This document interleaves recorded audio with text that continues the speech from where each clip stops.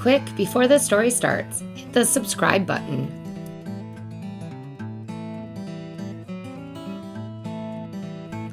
Hi everybody, this is Miss Gilding. Today we're going to read Get Well, Granny Bird by Deborah Hautzig, illustrated by Mathieu, featuring Jim Henson's Sesame Street Muppets.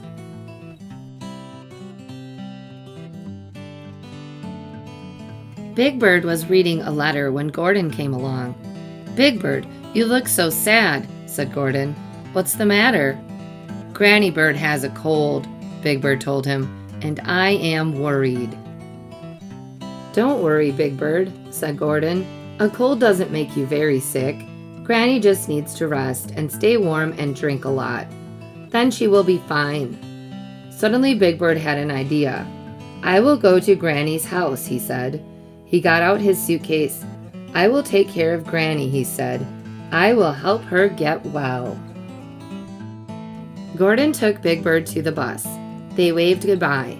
"Tell Granny to get well soon," called Gordon. The bus took Big Bird right to Granny's little house on the beach. "Yoo-hoo, Granny, surprise!" shouted Big Bird. "Big Bird," said Granny, "what a nice surprise." "I came to help you get well," said Big Bird. "Now go back to bed and I will make some soup for you." He opened a can of noodle soup. Plop. He dumped the soup into a bowl. "Here comes lunch," called Big Bird. Granny tasted the soup and said, "This is lovely, Big Bird, but I think I will heat it up a little." Granny heated her soup and made a nice birdseed sandwich for Big Bird. "Did you like the lunch I made?" asked Big Bird. "Oh, yes." "Achoo!" sneezed Granny. "Go back to bed, Granny," said Big Bird. Granny got back into bed. "Gordon says you have to stay warm," said Big Bird. He opened his suitcase and took out his woolly winter scarf and his fuzzy earmuffs. He wrapped the scarf around Granny's neck and put the earmuffs on her head. "Are you warm now?" he asked. "Yes, dear," said Granny, "very warm." "Now I will read you a story," said Big Bird. He read very slowly. It was a long story. Granny yawned. At last Big Bird said, "The end." "Now what can I do to help you get well?" asked Big Bird.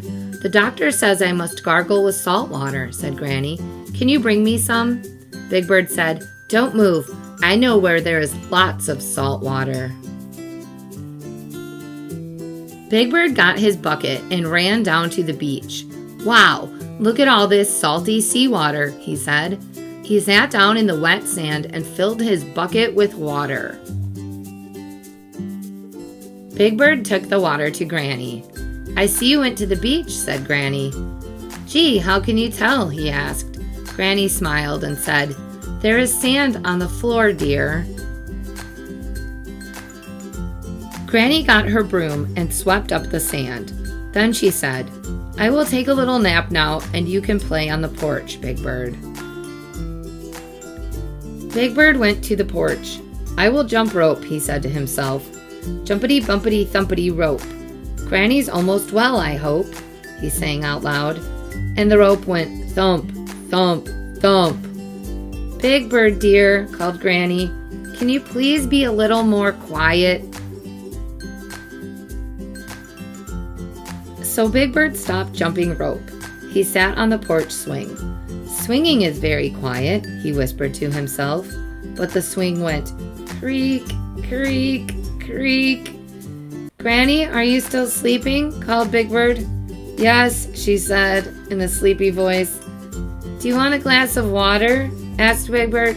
"No, dear, I just want to rest," said Granny. After a while, Big Bird got more and more lonely. "I wonder if Granny needs me," he said. "I think I will go see how she is feeling."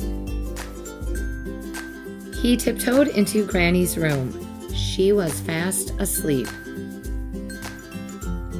"Granny," whispered Big Bird loudly, "are you still sleeping?" Granny opened her eyes. "No, Big Bird, not anymore," she said. "Good. Now I can make supper for you, he said. Big Bird looked on the kitchen shelf. I will make some yummy rice, he said. He reached for the box of rice and then crash! He tripped on his jump rope. Granny ran to the kitchen. Big Bird was on the floor. So was all the rice. Big Bird began to cry.